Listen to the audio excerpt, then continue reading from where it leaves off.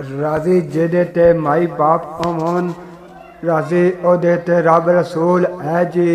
माई बाप दा जो गुस्ताख होवे ओदा जीवना मियाँ फजूल है जी।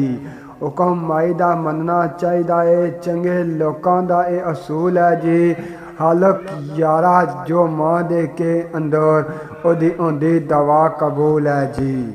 जेड़े आन ना मां दे के अंदर सीधे दोस्तां दे विच जाणगे ओ, कोई लोड़ नहीं हिसाब किताब दी भी, डुब डुब के गिरजा खाणगे ओ। हुक्म मां दा जिन्हां ने मन लिया, आली शान रुतबे मियाँ पाणगे ओ। हालक यारा मियाँ विच जनता दे रज रज के मौज मनाणगे ओ। जेड़ा मां दी खिदमत करदा है ओदा कोई ना मियाँ जवाब होवे।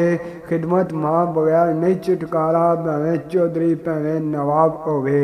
जुमे मां दी कबर ते जाके ते पढ़ना फातिहा अज सवाब होवे। हालक यारा तू कर दवा इहो, मट्टी किसे दी ना खराब होवे। हे अदबी मां दी करे जेड़ा खास इबलीस खबीस दा यार है ओ, ओदे बाग नसीब नहीं जाग सकदे, छुतर फिरदा बेमहार है ओ। फड़ कनकरियां हथ विच लै आवे, अबू जहल दे डार मकार है ओ।